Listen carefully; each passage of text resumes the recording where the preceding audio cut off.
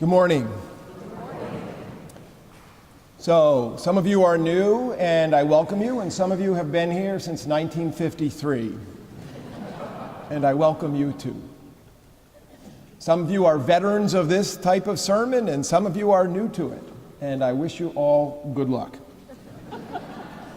So this is a homiletic meditation, and it is greatly dependent upon you and upon the grace of God. So to get the most out of it, it depends upon your spiritual imagination. So perhaps you might want to turn those on, and perhaps you might want to settle in here a little bit and get yourself set, for you're about to pray through the homily. And you can either open your eyes during it or close your eyes during it. If you close your eyes, I will not be offended. But let's begin for a moment with you sitting up with your eyes closed, and let's begin in darkness, just as movies begin in darkness so that we can see the light. Why don't we begin in darkness, and why don't you turn on your mystical movie mind. I want you all to take a deep breath and breathe it out, and one more of those.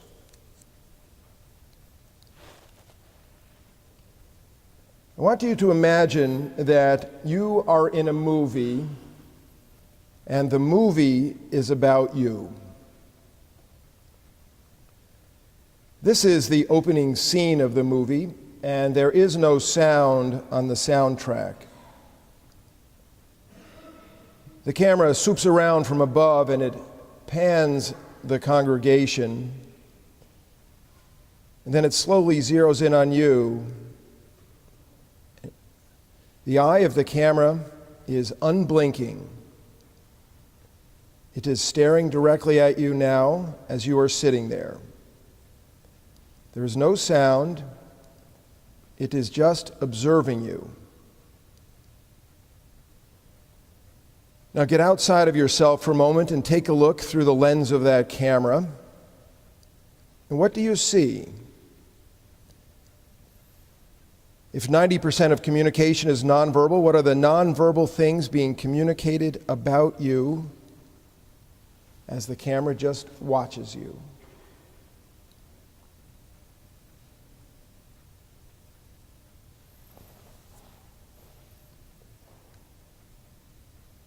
Now imagine the view on the camera going down the central aisle.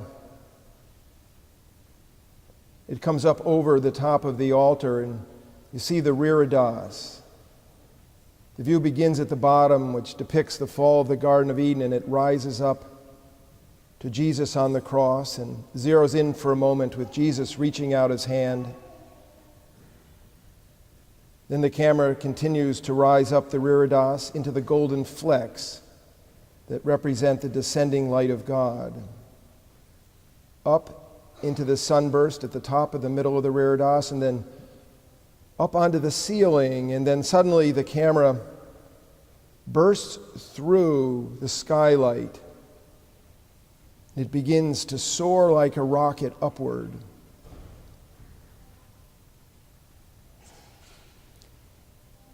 The blue begins to fade into total darkness, and you sense that you're in a long vertical tunnel.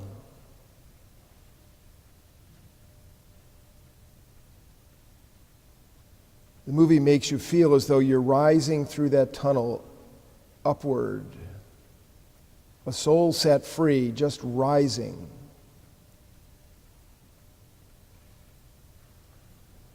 Look up and see a distant pinprick of light.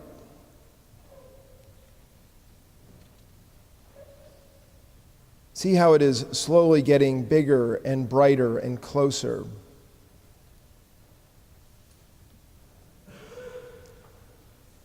Look into the light. And as you draw near the light, you see that this is not like any other light that you'd ever seen. It is divine light. It is full of divine life. And see if you can feel your soul begin to rise in an ecstatic feeling as the Camera lens moves closer and closer.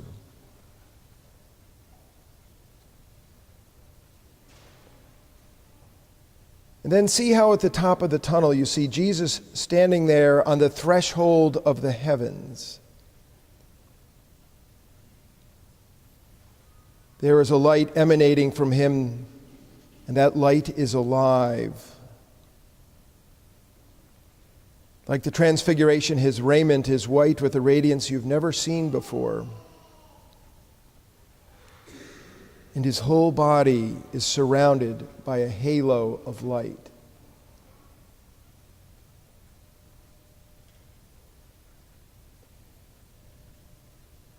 Jesus is looking into your eyes. Look into his.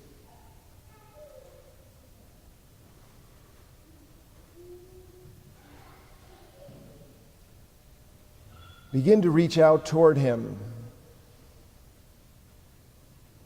But then you see that he's putting his hand up. Wordlessly, as there's been no sound yet. No words exchanged.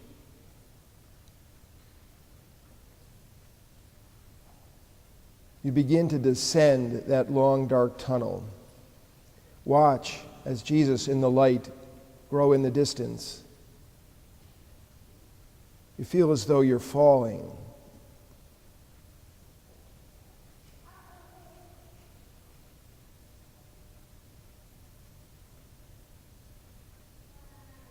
And then there is blue sky.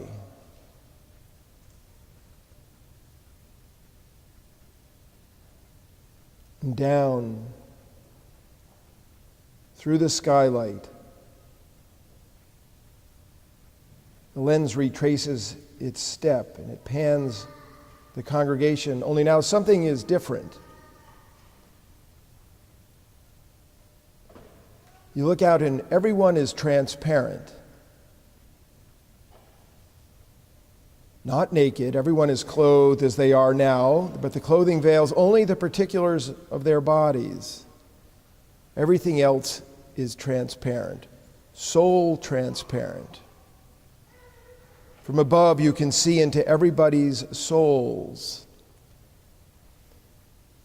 You can see people's inner energies. Some are glowing with the brightness, and some with the darkness. In others, there is milkiness.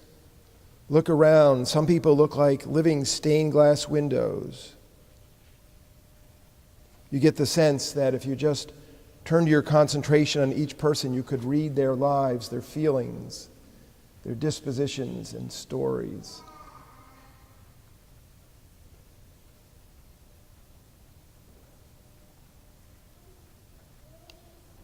The eye of the camera comes back and it settles in on you as it did at the beginning of the movie,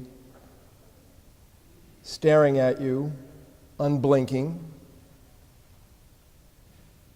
And you are transparent.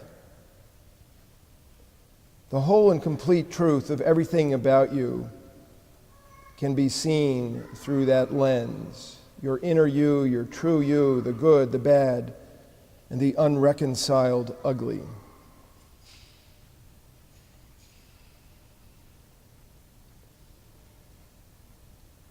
Now get outside of yourself and look through the eye of that camera. Can you see your holiness? Holiness is the presence of God, and the Orthodox tradition refers to the cave of the soul, that deepest, most inner part of yourself where God dwells. That spot that is alone for God only. And can you see that spot? And what does it look like? Is there light?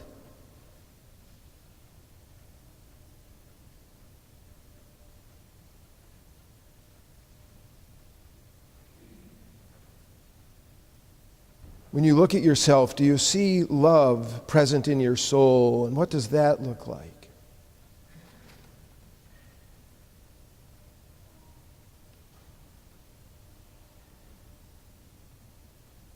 And how about faithfulness, your devotion to the Lord? My soul is athirst for God, even for the living God. Can you see that thirst?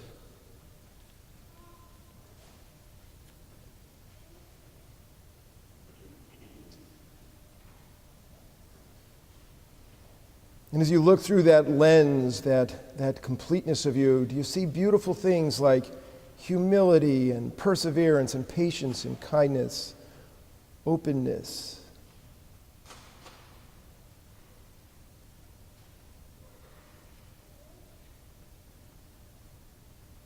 Do you see courage, and generosity, sacrifice, and persistence?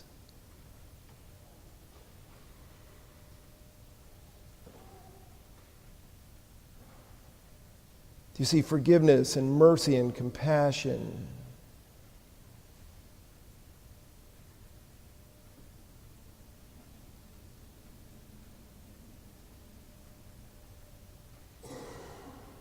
Can you find that desire to do God's just and right thing?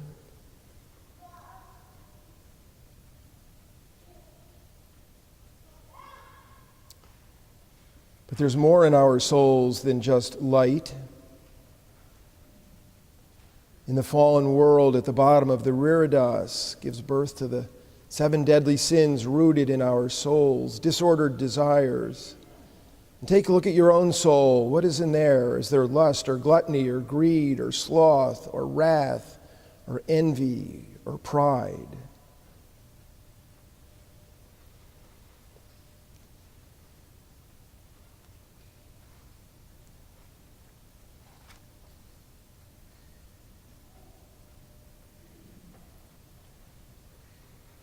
Every moment and every event in every person's life on earth plants something in their soul. Can you see your life in a flash, in a millisecond? Is there some scene from your childhood that somehow lives on forever in the life of your soul? Can you see parents or grandparents, backyards or bikes?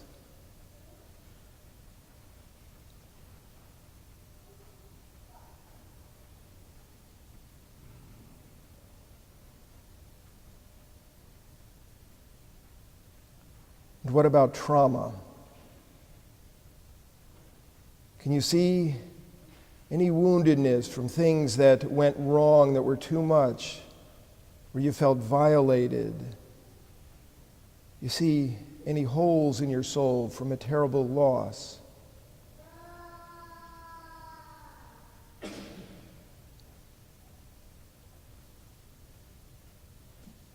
Even if you came to church today with nothing but the clothes on your back, you brought a lot, for we carry the stuff of our soul with us everywhere we go, some light and lively and some heavy. Why are you so full of heaviness, O my soul, and why are you so disquieted within me? The eye of the camera is still watching you, and then you hear the first sound, and it is Father Justin reading the gospel and saying, "Truly I tell you, whatever you bind on earth will be bound in heaven, and whatever you loose on earth will be loosed in heaven." Regardless of whether or not we are aware of it, we are all in the business of binding and loosing, of holding on and letting go. So what is bound into your soul here today?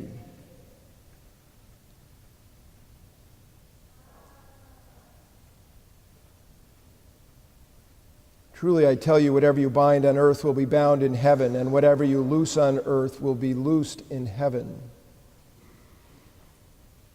In the heavens, we are soul transparent. Everything about us is just there. The truth of who we are at all times.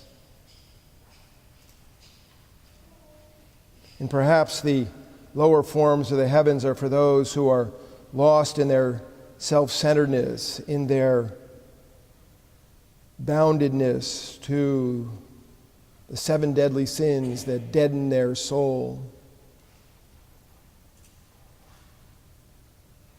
And in the higher realms of the heavens, for those with the godly stuff of faith and hope and love, those souls lost in praise of God. Praise my soul, the King of heaven. Praise to the Lord, the Almighty.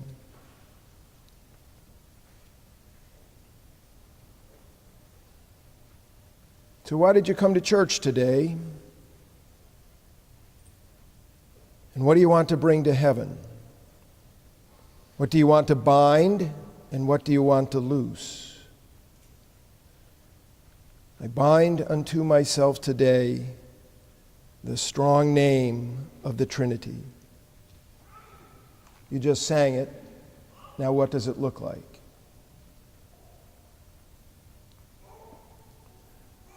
But perhaps there are things you'd like to loose, to let go, to carry around, to not carry to the heavens.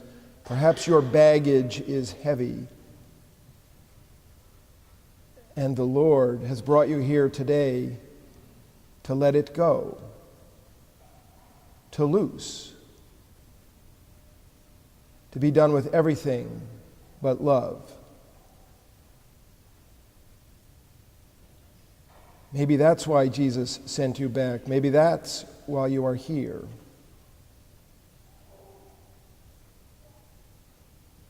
The movie is your life. The title is Binding and Loosing. It's up to you in the grace of God, in the craziness of life, to see how it ends.